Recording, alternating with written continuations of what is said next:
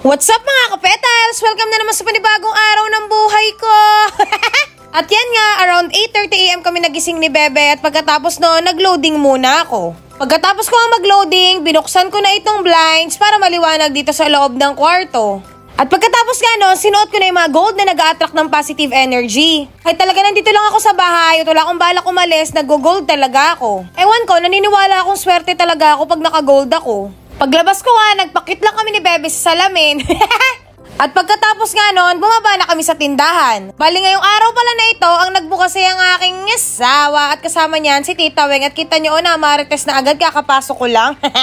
Pagkatapos doon, lumapit ang aking asawa at sinuot na ulit yung gold sa akin pagkatapos niyang humalik kay Bebe. Pagkagising ko nga, wala naman akong ibang gagawin kundi asikasuhin si Judith. Syempre, bawal kong kalimutan ang best friend ko, baka magtampo. Pagkatapos nga nun, ay nag-breakfast na ako. Ay sorry, tinola ang almusal, may yaman. Pagkatapos ko ang kumain, ay nag-edit agad ako ng vlog ko. Bawal tayong huminto hanggat hindi pa tayo may yaman. Bali nung hapon nga, nung dumating si Mama, umakyat na ulit ako sa taas para matulog na ulit. Pag talaga umakyat ako sa taas, ito ang pinakamasarap gawin ng alisin ng bra.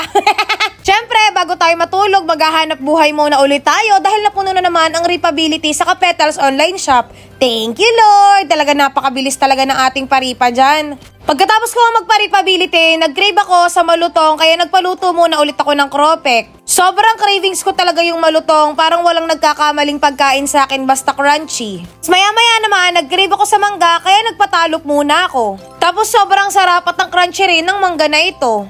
Siyempre, kabanding ko ang aking asawa dahil ayoko siyang nawawala sa aking paningin.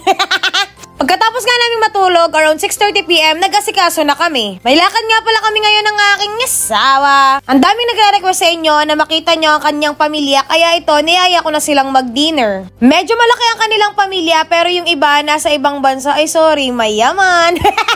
At yan nga, sinuklayan niya muna ako habang nagmamaretesan kaming dalawa. Siyempre, kasama yung mga kapatid ng aking asawa, edi sinama ko na rin ang aking mga kapatid, si Sisi kong tunay at si Bunso. At yan nga, lalabas na kami. Siyempre, pinagsara ko muna ng gate yung dalawa. Sorry, may gate, mayaman. Bale, sinabotage nga pala ako ng tatlo. Nag-usap-usap sila na magbabrowse sila, tapos hindi ako sinama. Ala. Pagkatapos nga nun, habang nag-aantay kami sa mga kapatid ng aking asawa, ay bumili muna ako ng cup dito. Ganitong cup talaga yung gusto ko ngayong nabuntis ako kasi napakadaling isuot. At saka hindi na ako maalis ng walang cup sa gabi dahil ang dami kong kalaban. At naniniwala ba kayo sa dagtang kalumpang? Ang buntis daw, pag naaambunan na natutunugan, may dagtang kalumpang. Masakit daw yun pag nanganak, kaya hindi ako pinapaalis ng walang pandong. At pagkatapos ko ang makapamili, nagbayad na rin ako. Patid ko lang ba yung ganito? Basta may binili ako, kailangan may ipapabili din siya. Kaya yun talaga hindi ko pinagsasasama pag alam ko may bibilhin ako dahil parang hindi kaya ng kalooban niya na wala din siyang ipapabili. Siyempre, dahil may yaman at marupok akong ate, edi yun, ibinili ko na din siya ng tsinelas na gusto niya. At pagkatapos nga naming mamili, lahat ng mga kailangan kong bilhin, ay pumunta na kami dito sa pagupitan para sunduin ang aking asawa dahil nagpakalbo na nga ulit siya. Napakagwapo naman talaga ng kalbo kong asawa.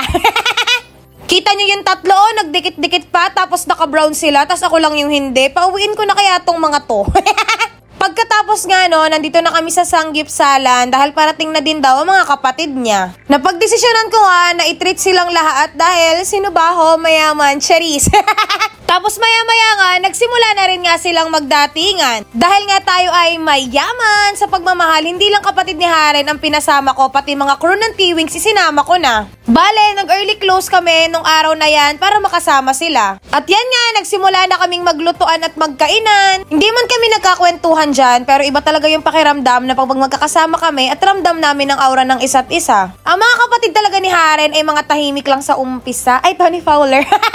Pero katulad ni Haren, kung paano ko siya nakilala, ganun din talaga yung mga kapatid niya, mga tahimik lang, mga low-key lang yung kanilang mga personality. Hindi katulad daming magkakapatid din sa gilid, napakaiingay din naman.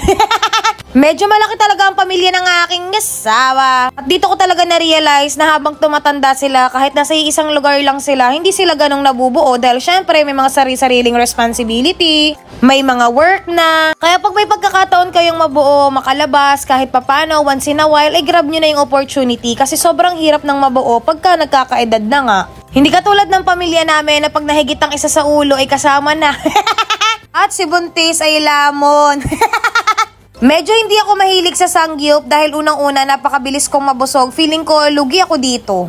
Pagkatapos nga namin mag-dinner, dahil nga sinulit ko na makasama sila, niyaya ko sila dito sa seaside restaurant. Pag kami mga ganito talaga at madalong ko silang makasama, ginagrab ko na talaga yung opportunity. Kasi I'm a YOLO person, feeling ko mahirap maulit, ganyan. Kaya pag nangyari, sinusulit ko na talaga. Tapos sobrang nakakatawa dito si ate. Shoutout sa'yo ate, sobrang kapetals talaga siya. Hindi mawala yung ngiti niya nung nakita niya ako. Tapos sobrang inasikaso niya talaga kami. Shoutout sa'yo ate, love you mwah. Habang napili nga ako dito ng orderin, alam nyo naman, ang racket ko ay si Sitaw. Sitaw ay isang dropshipping company. Ang kailangan mo nga lang ay cellphone at internet, wala na ikaw problemahin, pwede ka nang kumita. Basta nga ikaw yung seller na, nakapag-register ka na, ginamit mo pa yung aking referral code, pwede ka na nga kumita kay Sitaw. Bale, habang nagdadatingan ng ating mga kasama, ay tuturo ko nga sa inyo kung paano mag-cash in. Unang-una, punta kayo sa account.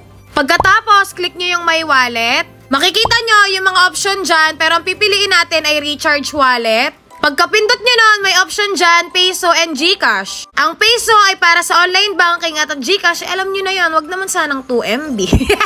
Pinindot nyo nga yung Peso, makikita nyo yung mga online banks na pwedeng gamitin. BPI nga ang meron ako at yun ang gagamitin ko today. Lagay mo lang yung amount na ika-cash in mo tapos confirm. Pagkatapos nun, maglalagin ka lang at yun, nakapag-cash in ka na. Pero kung ang fund mo ay nasa Gcash, pwede rin naman. Bali, pindutin mo yung Gcash, tapos may lalabas na code dyan, i-copy mo lang. Pagkatapos doon, may lalabas na steps kung paano gamitin si Gcash. O, diba? Ganun lang kadali. Pwede na ulit tayo magbenta kay Sitaw. Go, go, go! At yan nga, patuloy ang aming pagbabanding. Thank you, Lord, dahil kahit papaano, nagagawa namin ito. Thank you, Lord, sa lahat ng blessings mo sa aming mag-asawa dahil na-share namin ito sa aming mga mahal sa buhay. Nakakatuwa naman at nag-enjoy sila at na-appreciate nila yung effort naming mag-asawa para mabuo ulit sila. Alam niyo naman ang banding ng boys, iba pag may alak. Kaya sabi ko, hoy ano ba, mayaman tong kasama niyo, order na kayo ng alak. Ala. Ito talaga yung mga oras na thank you Lord dahil kahit matatanda na kami, ay nagagawa pa rin namin yung mga ganitong bagay. Huwag ka po magsasawa, nabigyan kami ng blessings para magawa to namin lagi. Lahat kami masasakit ang tiyan nung umuwi dahil busog na busog. Hindi naman nagpatalo ang buntis, abot nagbais kunyelo pa. Siyempre, bago nga kami tuluyang umalis, nagpa-picture muna sila. Marami pong salamat sa suporta at pagmamahal nyo. O siya, hanggang dito na lang. Thank you Lord sa araw na ito. Sana po ay maulit pa namin ito ha. Bukas po ulit ha.